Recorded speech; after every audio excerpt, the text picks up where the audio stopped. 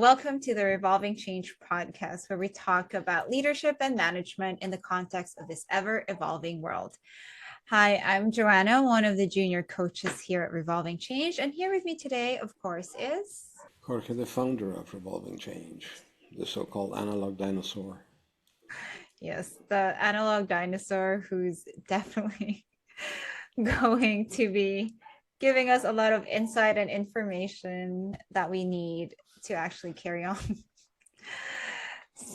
Okay, so today we're diving into a topic that's crucial for anyone in a professional setting. But let's be honest, it can also be a bit of a minefield. And today we're going to be talking about feedback. And feedback is a source of a lot of, it's actually really a minefield if I think about it. Massive. A massive minefield, right? Oh yeah. Yeah. So, but before we dive into how the horror stories of it being a minefield, why don't we first talk about why feedback is important and why it matters? I wouldn't know where to start, actually. There's so many reasons why feedback is so fundamental. But I think the first thing is why it's fundamental is because most of managers and leaders haven't really learned how to use it, and that makes it even more important because it's such a powerful element of managing people and results that, if poorly used, is like a machine gun in a chimpanzee's hand. It just creates havoc and can destroy everything and hurt everybody. So as powerful as it is also dangerous when it's misused or poorly used, or people are not trained on how to use it. Mm. You know, the best knife in the hands of a chef is an amazing tool, but such a knife in untrained hands can be very dangerous. Even for self-flagellation, you end up losing a finger. Feedback is such a powerful tool. So why is it so powerful? Is because feedback will actually impact the business at all levels. And this applies, first of all, applies to all industries. Mm-hmm. Any and all industries. It applies to all levels of business. It can be a small company, a large company. It applies to all levels of management and leadership, top management, middle management, lower management. It applies between individuals, it applies between teams, it applies between locations, it applies everywhere, all the time, for everyone. And that is what makes it so powerful. Yeah, actually, yeah. And even like teams working together, right? The way how if teams working together, teams falling apart, it all also boils down to feedback. I mean, not just feedback, but feedback is critical when it comes to teamwork. And more than that, because there's a misunderstanding or lack of understanding of feedback. People have, there's a connotation that feedback means criticism, period. End of definition. And that is completely wrong. Mm-hmm. Feedback is not criticism. Criticism is a form of poor quality of feedback. That's what criticism is. Feedback is much more. When you have a report of customer service in a company that indicates how good and how good your service is and how happy your customers are, that is a feedback. That is a form of feedback. The gauge of a machine that says how productive your production is running is a piece of the feedback you have. So you have a daily production meeting in your team and you're reviewing daily production reports or hourly production reports, depending on the kind of industry you're in. That is feedback, and knowing how to deal with feedback, which is what managers in production learn very, very early, which is how you take action on that. How do you ensure that it continues going well? If it's not going well, how do you fix problems to start doing well again? But that is mechanical feedback transferred into action. Now, when you're dealing with machines, you're dealing with people that are running machines, is relatively easier. But when you start dealing with people, giving feedback to people, and here it could be that you take the information from a report from a machine, but now I need to go and talk to people what to do about it. If I'm not trained on how to pass on this feedback in a constructive, productive manner, chances are that the positive or constructive feedback I got from the report of the machine will be applied poorly, and it will actually create maybe disruption. It will create even more loss of productivity and quality. Yeah, on that note, I do remember you talking about there are two types of feedback. One is systematic and one is interpersonal feedback, That's correct? what I referred to, yes. Right. Yeah. Can you please elaborate on that for us, like everyone here Well, listening? that's what I just meant. I said systematic is that all the systems, all the gauges, all the reports of a business are feedback. An annual report is feedback. When you have an annual report of a business, you see their balance sheet, their P&L, and you see the comments of the General Assembly or of the board for the year results. It's giving you feedback about how well the company has been managed, what the risks are, what the potential is, what the vision is, what the dreams are, how great they are, or how not so great they are. That is all feedback. And that is systematic feedback. It's not only systematic, it's also static. Hmm. It doesn't change. It doesn't vary. Hmm. There is no variation. When you have a document or a gauge of a machine giving you saying we are producing 50 parts per minute, and the goal was 50 parts per minute, and you have a gauge and a report that says 50 parts per minute, the feedback is we're doing well. But it's static, that's it. The moment you got that feedback, the feedback is done, it's over. It's not dynamic. Hmm. Interpersonal feedback is dynamic, and you have a myriad, and then we're back into the revolving change kaleidoscope. You have a myriad of things affecting, hundreds of them affecting the way feedback is going to work or not work, how well it's going to work, how well it's going to be received, and what the outcome of its application is going to be. It's going to be constructive, it's going to be positive, or it's going to be negative. It's going to contribute, or it's going to be detrimental. Yeah. Now that now that we actually established that a lot of this feedback is really one of the biggest problems that companies and people actually face because you did say that it can be detrimental, and most of the time it does. It causes um, a lot of failures within businesses and within teams. So why don't we go ahead and explore what are some of the biggest reasons feedback could go wrong? That's such a long list. I mean, we need to define, I will answer that question, but there is a number of conditions that affect or will impact the answer I can give you. And that is that you have feedback one-to-one, you have feedback one-to-many, you have feedback many-to-one. Within those, in addition to those, you have the dimension of, you have hierarchies, you have a boss and a subordinate to the boss, you have gender issues, female, male, you have generational issues, young and old, experienced and with less experienced, you have social issues and cultural issues, which have different backgrounds, a different way of reacting to things. So all that plays a role in how feedback will work. And being receptive to that and being proactive in taking that into account requires also an additional huge set of skills, like, for instance, emotional intelligence skills and listening skills and communication skills.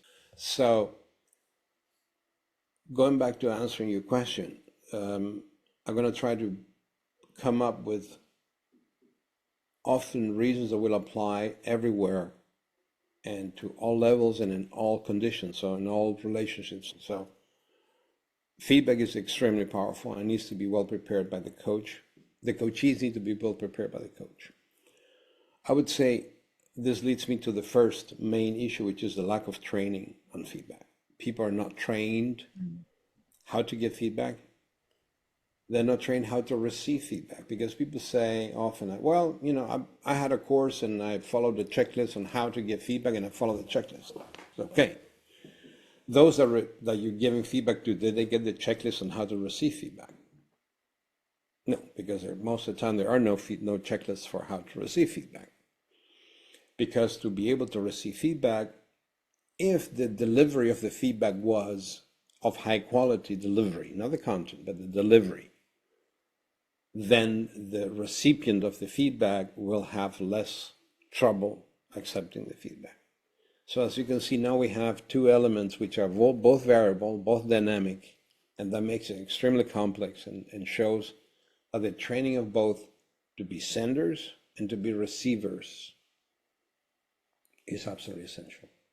And I will add one last point to that one because we could go on for hours just on this particular point, that the part of being solicited or unsolicited, that opens a complete new set of can of worms. Not just one can of worms, a collection of cans with worms. Is it a requested? Is it solicited? Is it volunteering? And then you add the dimension of hierarchies and gender and culture. I mean, that gives a bit of an idea of the complexity. So both being trained, I think, is number one. As you look at training, you look at what are the skills that they need to be trained in. The very first that comes to mind as being fundamental is listening skills. Mm. And also qualifying the source of the information. Very often, we start listening, Mm-hmm. and then I said we start. And then we stop listening because we assume that we understand and know what's coming. And our brain already started processing the first part and then listen to the second part. And that's when people start interrupting each other and then, well, but that what you mean? Well, I didn't finish what I was trying to say. Okay, sorry. Then you go back. But Yeah. then the emotions start already growing, right? Because you have friction. Yeah, no, I'm actually That's a, guilty of that. say that again? I'm actually guilty of that. We all are. We all are. So am I. So am I. So am I. Very actually, not only that, I don't know if it happens to you, it happens to me, and I'm very conscious about it because I think even people appreciate it when you do, although sometimes it's very annoying when I tell people, I'm sorry, I wasn't listening, I have to ask you to repeat because my brain went somewhere else, I started thinking about something else caught my attention, and then I realized that I'm not really focused and listening actively. I'm hearing you, but I'm not listening to you. Yeah. And very often it happens and people are not courageous enough and in my opinion, respectful enough to tell the other person, I'm sorry, I wasn't listening properly. I apologize, but please repeat what you just said. No, I actually like that. That's actually a really good tip. As someone as someone who's talking, and I heard that from you, I really like the honesty there, and I wouldn't really mind repeating myself. In fact, it will give me a greater opportunity to maybe paraphrase what I said to keep your attention. It's a good opportunity to do that, I guess. That's a good self-reflection. Yeah. But it's also a question of mutual respect, right? If I'm respecting your communication to me and we work in a team, whatever the relationship is, and I'm just not listening and I realize it and don't say it, chances are there will be a gap. Chances are we'll have misunderstood or not understood or forgotten something. And it's not a sign, it's not a proof of respect. I mean, if I really respect and appreciate the input I'm getting from you, I should stop and say, sorry, I call it mental coffee breaks. My mind went somewhere else. We are multitasking, right? We can do a lot more than we do as we are having a verbal exchange. Our brain is so powerful. And it's not unusual that our brain will go on a side tangent and just go somewhere else. And we should be conscious and honest enough to be good listeners and say, hey, I wasn't active listening. Please repeat. And it happens to me often. And some people at the end, I know they react a bit irritated because they think I'm not paying attention, and maybe they're probably right, and it's probably true. But the difference is that many other people, or most other people, that will not listen to and pay attention, they will not say so. That will create a problem. Yeah, absolutely right. Yeah, poor listening skills. So far you said lack of training on both sides and then poor listening skills. Anything else we should add to the mix? I think that the next that comes to mind is, and it's all part of communication, and the essence, one of the pillars of feedback is communication, and communication has so many dimensions and skills. One is the negative nonverbals and intent. That is extremely important because when I coach managers and leaders and we do management skills laboratory and do life application, and I teach them how to do the mirror talk. We're not going to go into that now. But that's when you start seeing yourself and seeing your nonverbals, and people see your nonverbals, and but you're not aware of your own. That's when it happens that you're giving feedback and there is an incongruency between what comes out of your mouth and what your face is showing. Like when you're saying, I think you did a great job. Well, that doesn't sound like you did a great job. When you're saying you did a great job and I'm smiling, then and you did a great job. So there has to be congruency between your verbals and nonverbals. Or you are in nonverbals where you are skeptical, you are negative, but there was more to it.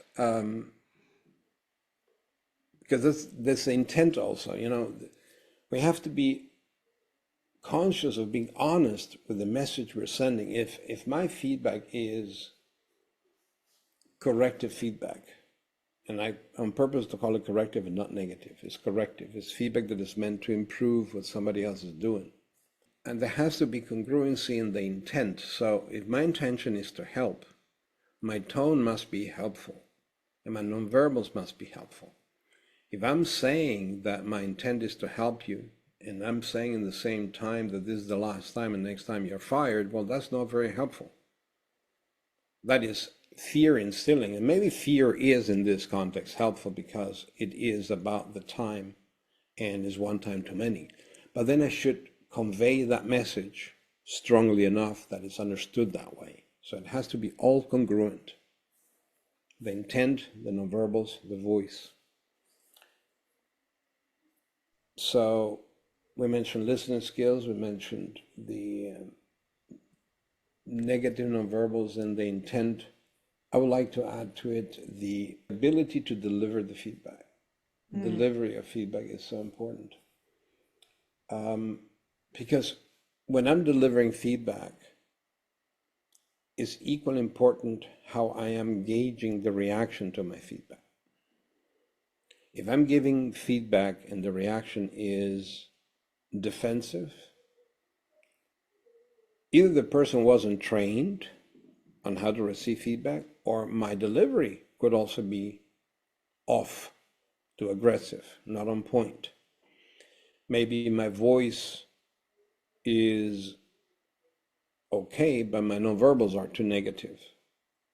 I'm showing in my facial expressions that I'm dissatisfied, that I'm upset, that I'm disappointed, where maybe my voice is not showing it. So the delivery of it is equally important as the receiving of it. That's what I was trying to say. The training of both is important, and then the delivery there is absolutely essential. The other part I think it's most important is the scope of feedback. Is the scope just giving feedback, or is about what's wrong, or is it scope to say what's wrong and how to fix it? Coaching the person, guiding the person to find the solution. If I have feedback, if I receive feedback that my performance is substandard and has dropped, and and this is coming from my superior, and all my superior does is rub my nose in it and, gently but forcefully telling me that my performance is substandard and I need to improve it. And that's where the feedback ends, without having an exchange as of why is it that way? What is the impact of my drop of performance? An inquiry by my superior asking me if I know why, if there's something that maybe can be done to help me, to assist me. Maybe I have a technical problem in my department. Maybe there's a problem with my equipment. Inquiring and searching to understand where the possible solutions are, first the causes, so we can work on the solutions, is absolutely fundamental. And no focus on that in the feedback exchange renders the feedback probably, I won't say invaluable, but probably negative. I have plenty more. I think one that comes to mind immediately, which is one thing we deal with customers all the time, is, and it's a problem, is the excessive ego and lack of emotional intelligence. That's a juicy, juicy one. That is juicy and is very, very powerful and very dangerous, because when you have in a team a problem, individuals that have an ego problem and lack emotional intelligence, they will not be receptive to the fact that they have an ego problem and they have a lack of emotional intelligence. So dealing with them and that particular point, it's another training issue, completely separate from feedback, in addition to feedback. Yeah. Because they really need to be trained and understand the impact of their massive egos, right? Some of them, the egos don't fit into the buildings they're working in. And that's part of the reality of doing business. Happens. But when you're dealing with people, and you're dealing with a number of people, say you're running a production plant and you have 8, 9 subordinates, which is quite a nice range of span of control.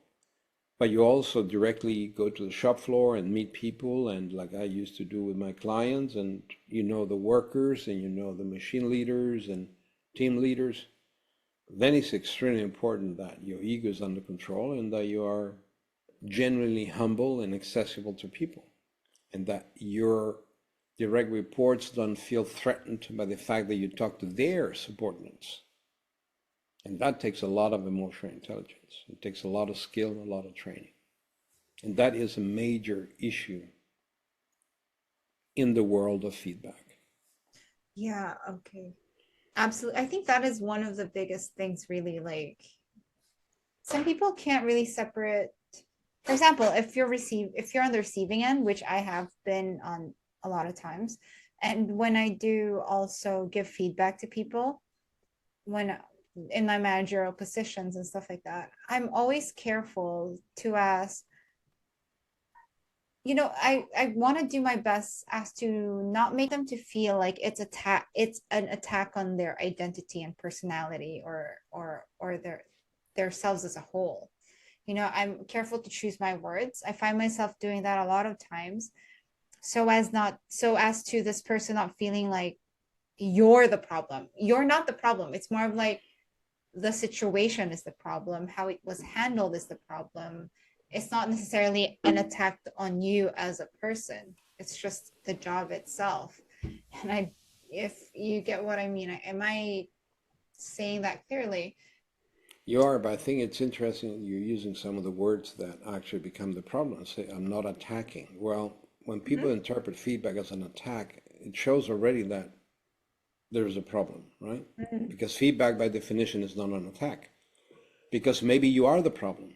Mm-hmm. Maybe you are, but you are already discarding the fact that the person is not the problem. That's not accurate, and does not reflect reality in business. In business, sometimes the person is the problem. So we shouldn't discard the fact that because it's personal, it's not longer feedback, and we cannot give it on, and we cannot pass it on and make it constructive. So maybe the person is the problem, and we need to give feedback for the person to understand that they are the problem and they need to work on themselves, and we're going to help them work on themselves to become the solution. So we need to even step further back, and it's not a question of just only choosing words. If the other person has not been trained in receiving feedback, Yeah.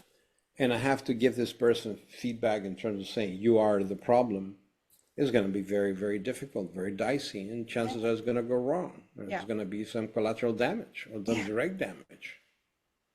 Yeah, that's actually true too, because then the person receiving feedback also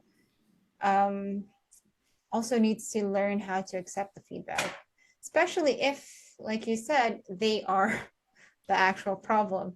Now, that would be a much harder pill to swallow, rather than receiving feedback on how you're executing a certain job, but rather than being told the feedback that your attitude is a problem, that's a harder conversation to have, and that's a harder feedback to receive.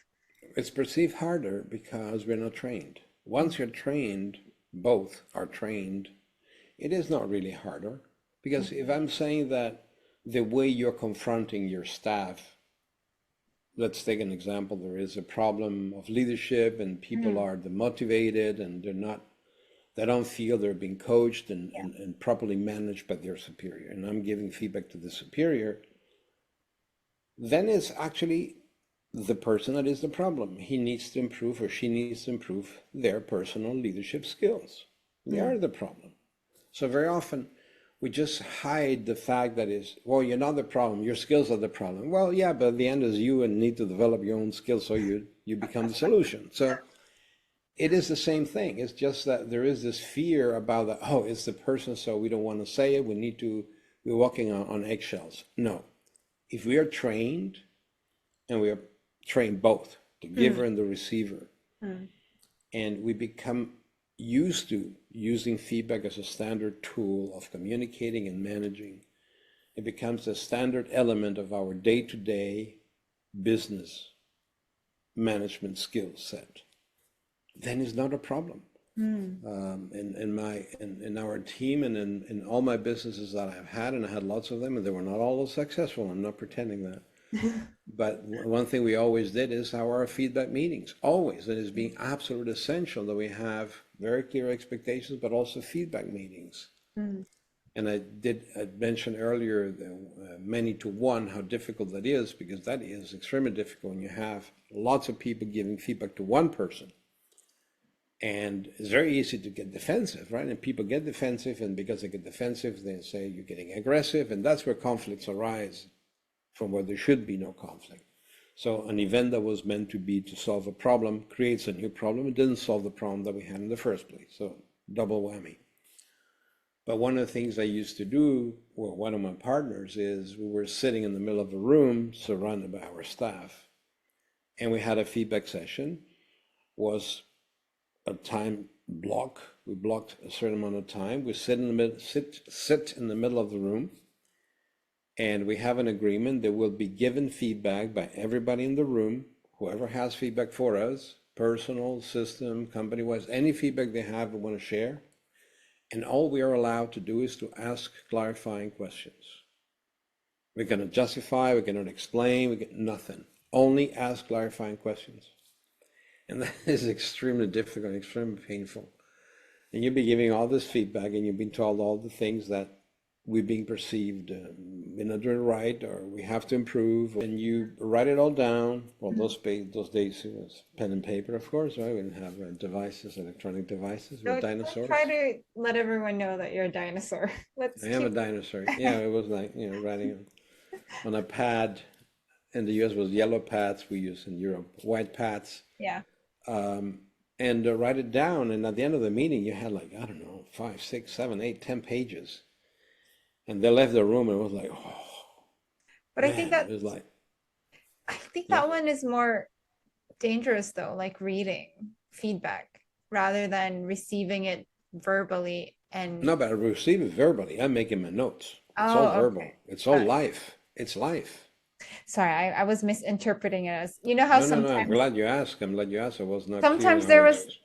sometimes there's this activity I experienced before. They were like, oh, give feedback, and because the thought of giving it anonymously would make you be more truthful with your feedback. So that's what the goal of that was. That was the concept behind that. You give Yeah, feedback anonymously. I've seen those exercises. Yeah, Yeah, right. yeah. I do see where they're going with it, but when you're the one receiving all of those notes, just like how when you receive text from someone, there's no tone. You mentioned earlier your nonverbals have to match your verbals. So having no nonverbal at all, it's just a piece of paper, no tone. There's not even a tone. You can make a wig out of a gray hair, just reading those things. Oh my God, this person hates It's me. worse. It's Yeah. worse. There's not even a name. There's not even a Yeah. name. Yeah. And you're gonna start wondering, was it Who is him? Was this? it her? Who did said this? And Yeah. who is the bastard? And who's the no? It turns into really something bad. That was very common in the days when I started the coaching business. I mean, dinosaurs, right? 3 fingers. You were not born yet, long time ago.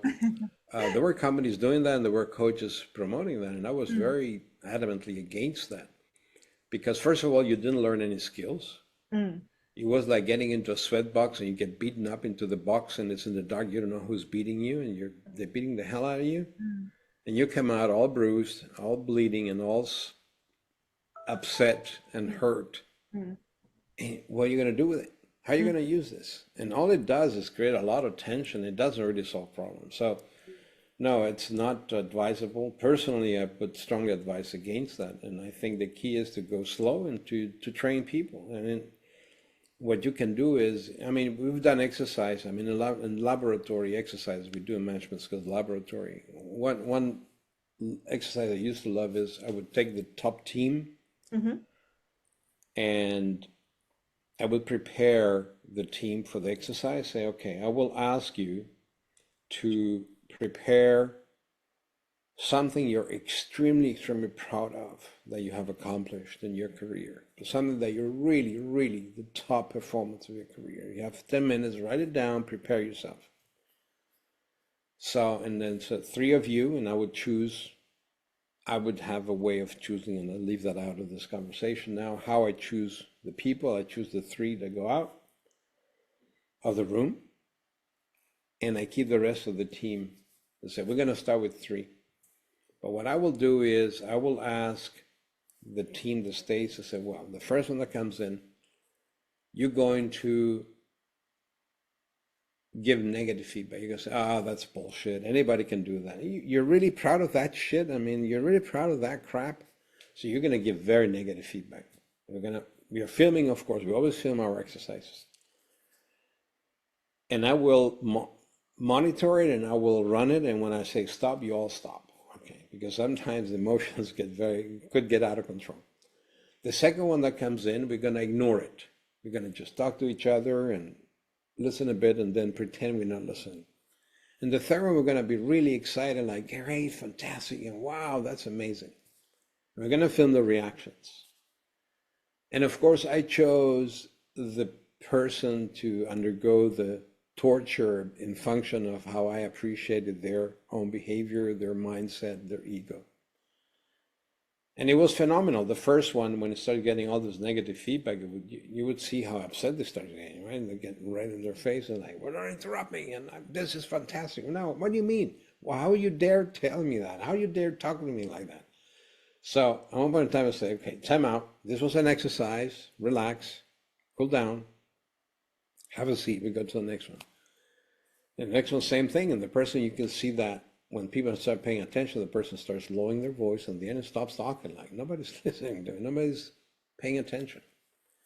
And on the third one, when you have all this positive encouragement, you see how a person gets excited, gets happy, and adds more detail to what they have prepared.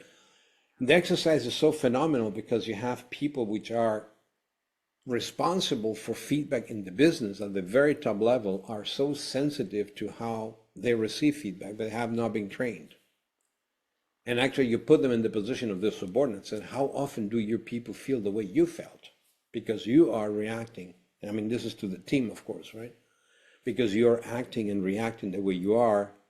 How often do your people feel the way you just felt here?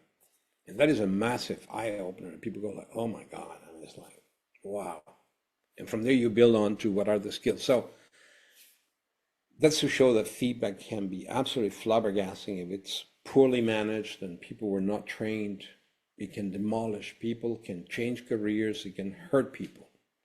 I know of stories that feedback was so poorly managed that people got really hurt. They really got physically, mentally hurt. They affected their private lives, their family lives. I mean, they got demoralized, depressed.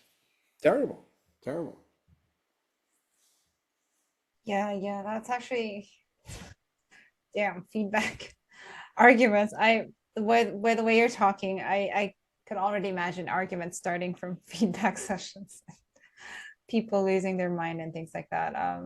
We've been talking about everything that could absolutely go wrong about feedback, but one thing that you did say at the beginning when we were talking about the importance of feedback is that feedback is also a powerful tool to make companies run well and for people to achieve things when done right. So, how can we make feedback work? Well, the first and the most sure way is you hire Revolving Change. That's number one. Shameless plug right here. Yeah, hire our team. We'll put the fires out for you. That will definitely make it work. Yeah. Yeah. Um, in addition to that, Uh-huh. there is a number of, the, depending on the situation, there are different focuses that go first and different priorities on how to make feedback work. Mm. But there are some essential skills that need to be there and need to be trained so we can build feedback on them. One is expectations. We need to have clear expectations of how we want to deal with feedback. What do I expect? We expect from each other on feedback. How we're going to use feedback. That having clear expectations applicable to everybody in the team is absolutely essential. The same applies to how we're going to react to each other's feedback. We're not going to take it personal. We're not going to give it personal. We're not going to be insulting. We're not going to, a number of things. The point now is not to go through it and do the training, but I think you get my idea. And once everybody agrees on the importance of it and gets on the bandwagon of let's all learn how to set clear expectations, is to focus on what is going to be the objective of the feedback. The objective is to help to solve problems or to face, confront, and resolve problems. So it's meant to be positive. So even if there is something negative that is happening, we want a positive outcome. And that is a very important mindset. So we're not giving feedback to put somebody down. We're not giving feedback to hurt somebody. We are giving feedback to solve a problem and build a solution. And those are all, it may seem very simple, may seem very easy, but they're not. They're not. And that's where Revolving Change excels, because what happens out there is that you have a lot of people. You can buy many, many books. Okay, there's amazing books about field. As a matter of fact, our book that's coming out is, I would say, it's pretty decent, pretty good. It's tech based and to what to do, what not to do, what works, what doesn't work, or how it can work. But the problem is that as you learn to swim, you cannot learn to swim from a book. You're going to drown. I'm a rescue diver. I cannot learn to dive from a manual. I need to also practice. I need a coach. I need somebody who's going to guide me and show me what I'm doing wrong and give me feedback in the process. Yeah, that's right. Yeah. And with feedback is so fundamental that, and that's where so many companies and managers go wrong, because the question was, how do we do it right? What do we do about it? How do we fix it? Yeah. So how do we fix this? Well, you need to learn those basic skills first. There's a process, it's a path. Another most important, among the most important, is that constructive feedback and using feedback as a tool must become a value of the company, must become a value in the company, must be incorporated in the value system. We are a company that we value feedback, we want feedback, and we exercise and practice it. But as they say, the fish always thinks from the head. So the top needs to be feedback receptive and needs to learn to accept feedback and needs to learn to solicit feedback. I do it with my team, as you know. I regularly solicit feedback one-on-one. I said, tell me what we can do better, what I can personally do better, what is you think that I could do better. I want to hear it, because unless somebody tells me, how will I know that I can do better and where I do better and how I should do better? How will I know? If we have the culture and they learn that they can and they hear from each other, no, you're going to have a session when they join the company. That's great. You should tell them whatever you have to say. That creates a culture, which is part of our also value system, Kaizen culture of continuous improvement. Like each one of us has to improve all the time. We want to be better today than we were yesterday. About ourselves, not about you, about me, each one for ourselves. Exactly. I like that part where you said that we should be building a culture more on constructive criticism, because lately everyone is quick to speak when something's wrong, not really point out when something's actually going right. And that is a default human thing nowadays, I guess. I mean, No, it's not even nowadays. It's been always that way. even I've that felt normal to me, not giving compliments when things are going right. But what things are going wrong, I'm quick to be like, hey guys, come on, let's do this, let's But do you're hitting that. a nail you're hitting two nails now at the same time. Oh, One is, yeah, it's very important what you ask, what you're saying. I think it has a lot of relevance and it's very, very important. The first is we should systematically give constructive, positive, reinforcing feedback. And the other one is to be a role model. I mean, how many role models you have of people which are open and seek feedback in your career? Just give me numbers. How many managers, executives, peers have you worked with that seek constructive feedback and look for it, ask for it? that no one actually asks for feedback actively. So they're not good role models, right? Yeah. Because if you don't do it and you're the boss and don't do it, how do you expect your people to do it? The fish stinks from the head. It all begins with the top. So role modeling, and for that you need it in the culture, is absolutely essential. Okay? Absolutely fundamental. Yeah. I couldn't stress that enough. I couldn't stress that enough. Yeah, actually, absolutely, I agree with that. That's absolutely one of the. But I have another point that you made, another issue, no issue, not point that you just hit on. I'll ask you a question. Is not a critique, because you use the word critique, and I don't like to use the word critique actually, because Okay. critique has a negative connotation, right? So we try to, well, you know, I like to get feedback. Can be negative, positive, constructive, destructive. Want it to be positive and constructive most of the time, but sometimes it isn't. But I have a question for you. Mm-hmm. Just top of your head, spontaneous answer. In life in general, how many complaints have you raised the last year? Be on the phone or on a website, on a letter, whichever way, or just calling somebody. How many times have you complained? Too many to count.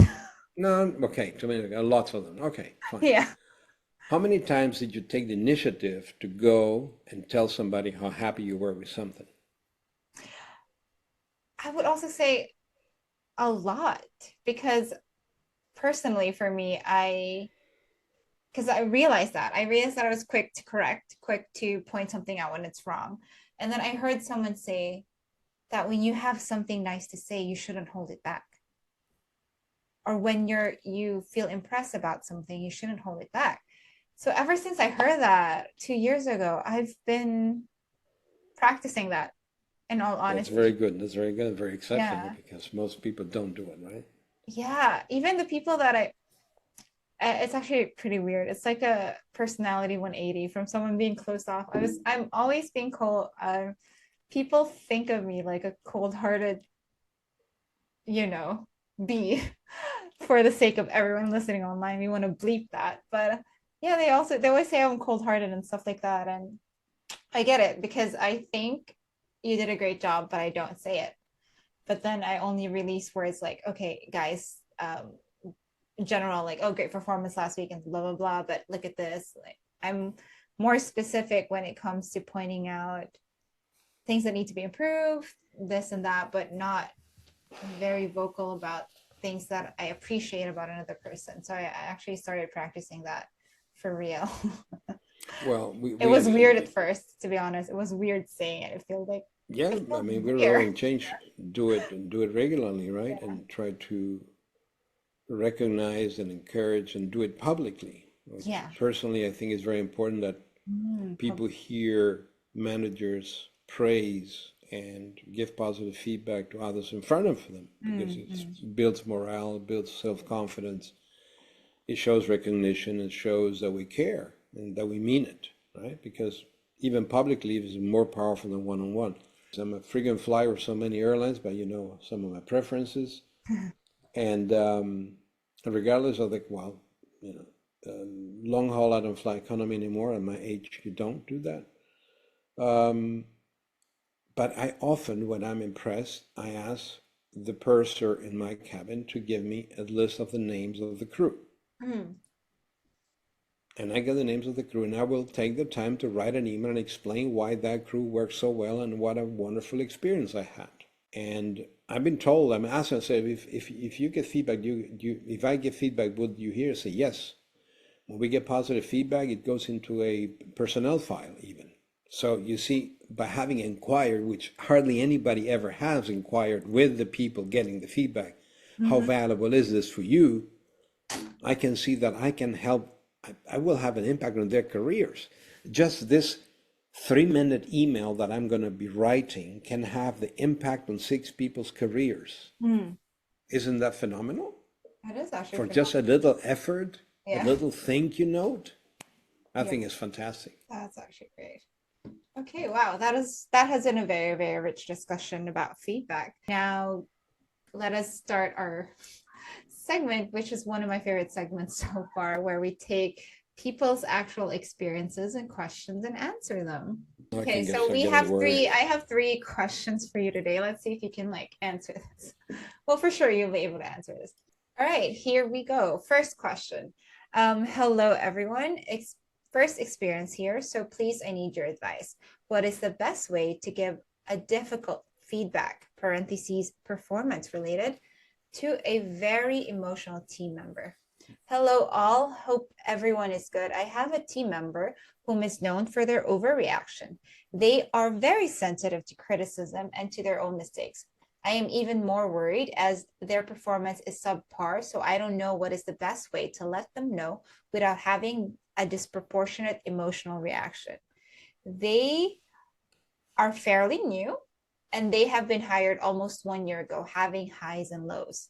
Also, what is the best way to handle the matter with the rest of the team? Is it appropriate to discuss it? Interesting question. Yeah. Yeah, so the team probably observes the same thing. Well, first of all, I would say there's a clear lack of feedback skills in this manager. This manager doesn't have feedback skills or has not advanced feedback skills. Needs to be trained on how to give feedback, but also there is an issue with the hiring process and the integration process of new hires into the company and the matching the behavior, the attitudes, values, and behaviors with the company processes and procedures. There is a mismatch. But if we drill down on any of those two, the first one in terms of the manager learning feedback, well, there was also the other point, which is dealing with a team. Well, if it's individual, you don't deal with a team, this individual, period. I mean, but So it's not appropriate to discuss this matter with the rest of the team. no, definitely not. Okay. Of course, if you have the team suffering with the lack of performance of one individual, that needs to be addressed. But that's is not part of what the actual question was. But it's an issue also. But the key is, first of all, understand how feedback works, get proper training on feedback. But if this person is emotional and overreacts to it, and the manager doesn't know how to deal with it, you have a number of issues there. So we're not going to be able to go into all of them, but I would say that the top issues would be, number one, the value system. There's no continuous improvement value system in the company, or at least in the function, in the department, the division that this person works. So there are no clear expectations as of what the performance should be, but then also there's no clear expectations and understanding how we deal with lack of performance, which means they don't know how to deal with feedback. So that needs to be addressed. And how do you address that? Well, through training. You need to set clear expectations. You need to, and this you do at the team level, and then you go to the individual level.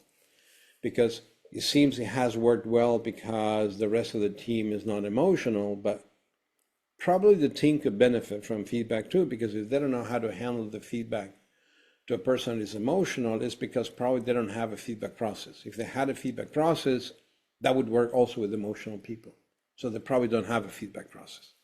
So that indicates to me that they could benefit greatly. The whole team could, every individual could benefit from feedback. But there are additional skills that the manager needs to learn on how to deal with people which are overly emotional.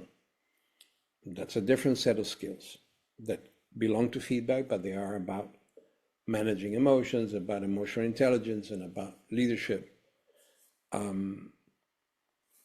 Regarding the business process I mentioned, obviously this person was not involved in hiring the subordinate. We strongly advise always that line management should be in some way, in some form, involved in the hiring process. So there's a certain ownership in that the values of the company, the values of the business reflect these characteristics, which obviously they don't, because otherwise, and that's part of the conflict you have historically. HR is in charge of this, but HR is not running the operation. And yet HR selects people that will have to work in a different environment. So there's often a disconnect. And that's why we strongly advise, if there is HR involved, that there is somebody from the functional structure that participates in the process. We leave aside now in how much detail and how deep the involvement is, but they should be part of it. Okay. Yeah, that's actually a very clear answer. Thank you for that. On to question number 2. The title is Managers Giving Feedback About Another Manager's Employee. Hey there. I'm trying to sort something out here and was hoping there was an existing paradigm or way of doing this that I could model off of. In short, we have group managers, but those managers can't be where their employees are all the time because the sizes are too large and we don't want to micromanage anyway. But manager A might see good or bad behavior about manager B's employees, and I want to start making sure that gets communicated and documented properly to manager B. We're big on professional development, so I think that the good feedback is crucial to letting managers know how their employees are doing. And I want a digital paper trail to back up good behavior, open close parentheses for pay increases, etc., and bad, open close parentheses, terminations, etc., actions that they may need to know. In case I can see how to do all of this in my mind, but again, I was wondering if there's any models you can have or any of you have seen to address this. It's not an uncommon problem, actually. It's a problem that we have encountered many times with different clients. But the problem is not actually the problem is not very complex, is the communication at the peer level. That's where the solution is. At the peer level, there needs to be clear expectations and a clear process where how we share feedback about each other's teams and about what we see in the company happening, so that that information gets channeled through the manager. The solution of the issue is at the level of the manager and his peer or her peer, under which these people work, that this manager observe the lack of performance or good performance, and then they should have a process where they can share feedback and give feedback on each other's teams, because probably what this person's watched or observed and saw about this other person's team probably applies the other way around, and applies also with other managers going around in the company.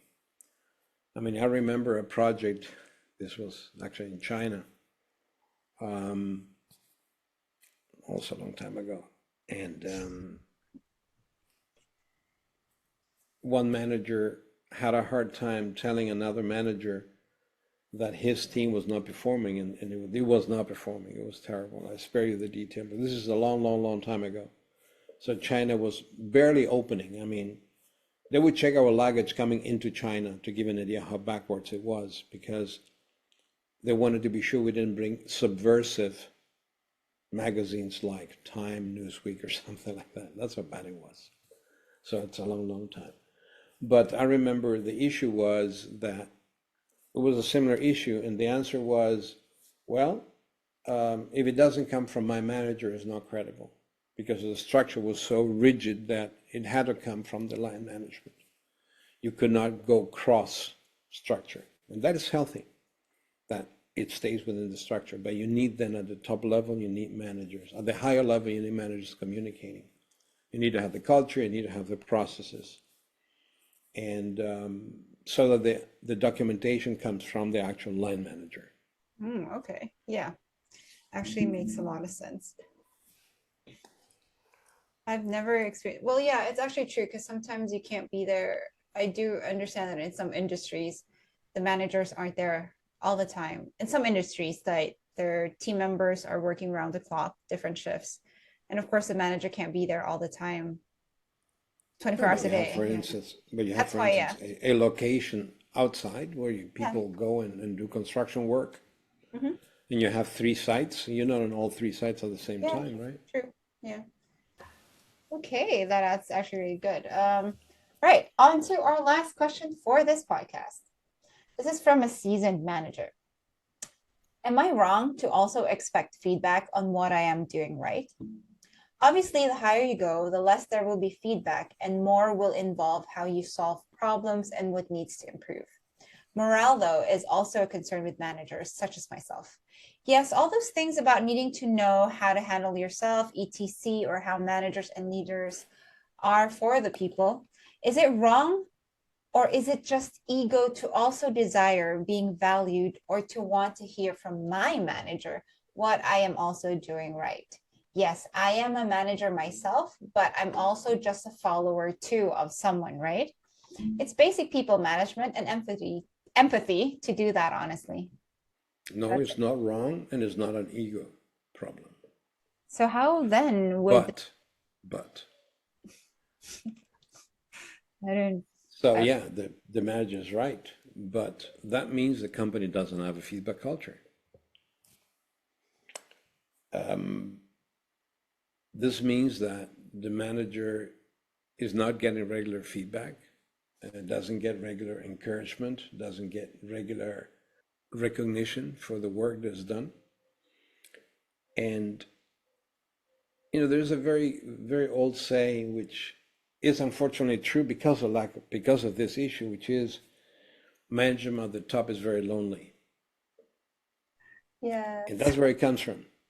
Yeah. Um, and I've been managing at the top for many years, and it doesn't feel lonely at all because I try to involve the team. I try to be part of the team, and I want the team to be part and understand what it means to manage from the top, which doesn't take away my authority of making decisions. I don't feel in any way impaired, or my ego doesn't isn't hurt in any way for sharing and for being open. So it doesn't feel so lonely. I'm not in an ivory tower. I'm in the team. I'm in the field. I'm with the players. And we use a lot of analogies of sports, but you often see the coach of the team in football and rugby and volley. They're right next to the field, right? They're shouting and they're screaming and they're jumping and they're encouraging their team and giving direction. They're not in the field, they're not playing, but they are there coaching. So it's not lonely at the top. They're the top of the team and they're right there.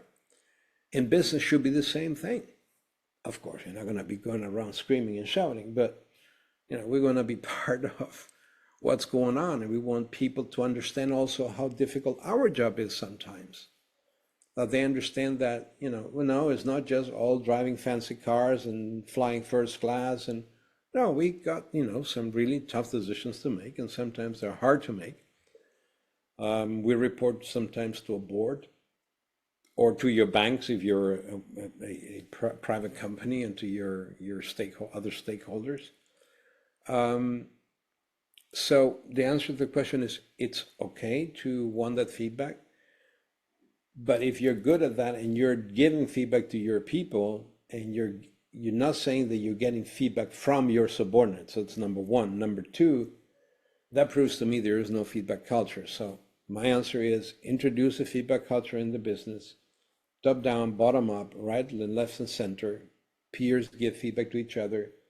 You get feedback from your people one-on-one or in the team, and you get feedback from your superior gets the team together and does the same thing, and that changes the company dramatically. But obviously the need is there, but the person hasn't understood that it's a corporate need, not just a personal need. Yeah, that's great. But in this case, though, since if it's not a culture in your company and you said it is not wrong for a person to seek feedback, how then can the seasoned manager or anyone for that matter ask for? I didn't have to answer that question. Yeah, that's a very good question, and I will hate to sound maybe a bit. I will just say it. If you want feedback, ask for it. Say it louder. If you want feedback, ask for it. Okay. Just Go to ask. your boss and say, listen, I would have liked to know when I could do better. I'd like to know how well I'm doing, where I Mhm. can be better at what I do. Without necessarily saying I want to hear also how good I am, but it will be part of it automatically if I'm asking for feedback. I say, Mm. would you be willing that we schedule a meeting um, on a regular basis, once a quarter, once a month, whatever? Now, one way to make it even smoother is introduce that with your team. Do it with your people first. Learn how to do it. Learn to give and to get feedback. Train your people. Get maybe somebody outside, maybe somebody from Revolving Change, to train the team on how to deal with feedback in a constructive way. Once you've done that, go to your boss and say, hey, listen, I had a fantastic exercise and I changed this and I'm doing this and this is how well it works. I would love if we could do this, you and I, that I could get from you the same feedback. Mm. And chances are that that way is going to start spreading and become part of the culture. Yeah, that's actually Be a role model. Do it yourself first. That would be ideal. that's great. Yeah, wow. Okay, that was very, very rich. Thank you so much for that answer. So that was our podcast today about feedback, particularly on the anatomy of the failure of feedback. So we hope that we were able to provide you today with some valuable insights. If you want to connect with Revolving Change, you can connect with us through our social media channels on Facebook. You can find us on Facebook at Grow with RC, on Instagram Revolving Change, on YouTube at Revolving Change, as well as LinkedIn. Find our company on LinkedIn, Revolving Change. That has been our podcast today. If you have questions yourself that you'd like to submit to us, you can do so in any of our channels, or you can go to our website, www.revolvingchange.com. And this has been Joanna, a junior coach here at Revolving Change. And also with us today was our founder and chief, Mr. Jorge Global. Chief Dinosaur. Yeah, so catch you again next time. And remember that our what we discussed today on feedback was just the beginning. We have more things to uncover about feedback and all the other topics that we have. We hope that we've provided value to you. Until next time, goodbye.